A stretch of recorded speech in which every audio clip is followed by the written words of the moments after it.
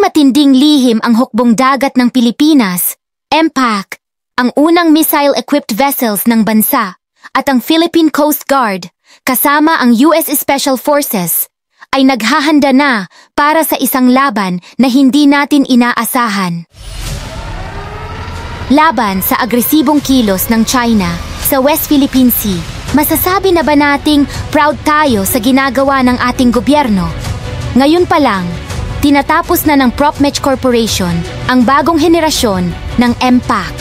Mabilis, maliksi, at armado ng missile systems na kayang pabagsakin ng kahit anong barko ng Chinese Coast Guard. Mula sa pagiging reject ng international suppliers. Ngayon, China mismo ang natatakot sa Philippine Navy at PCG.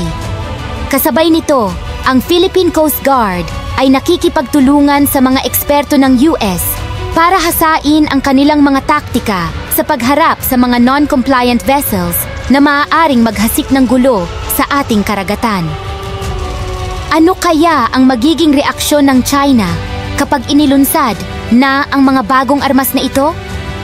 Ang mga pagsasanay na ito ay nagaganap sa Palawan at West Philippine Sea, mismong mga teritoryo na hinahamon ng China.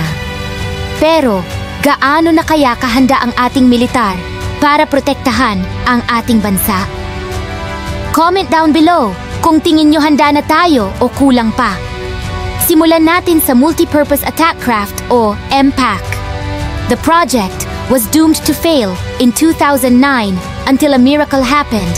Halos hindi natuloy ang proyekto dahil sa kakulangan sa budget at resources.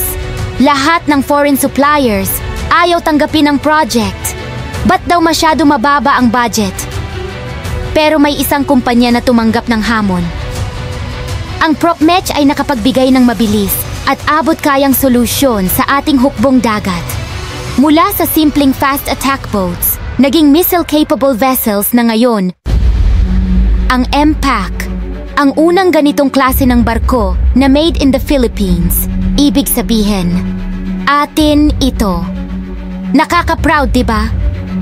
Kung bago ka pa lang, make sure to subscribe para sa mga future videos na gaya nito.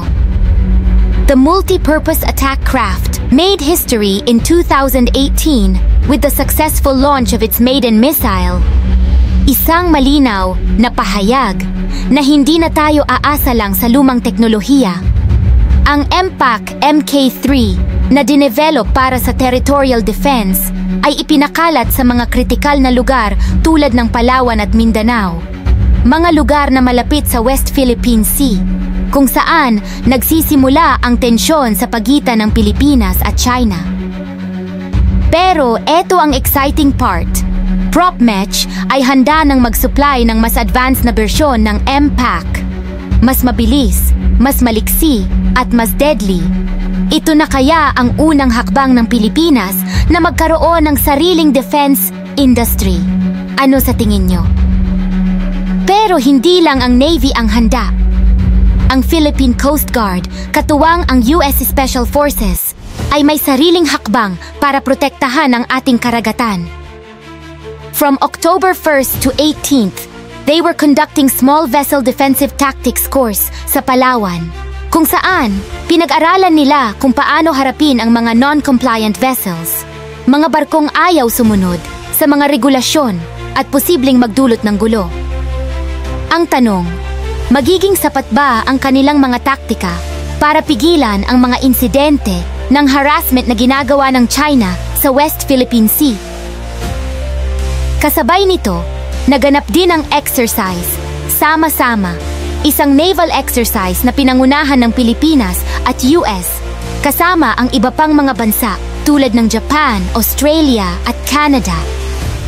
Sinanay nila ang kanilang mga puwersa sa maritime warfare at humanitarian assistance operations na dinisenyo upang mapalakas ang kanilang interoperability laban sa mga evolving maritime security threats.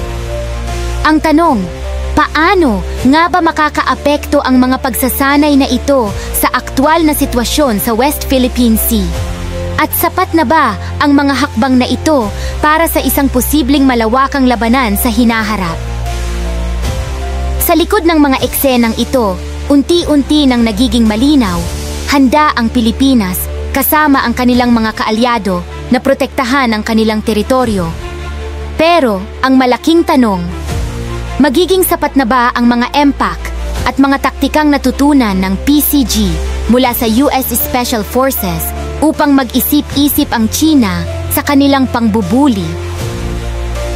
Kung so far natuwa kayo sa balitang ito, make sure to hit that like button. Malaking tulong na po sa channel yan. Abangan ang susunod na kabanata sa laban para sa West Philippine Sea at i-comment kung tingin nyo sapat na ba ang mga hakbang ng ating militar o kailangan pa ng mas matinding aksyon.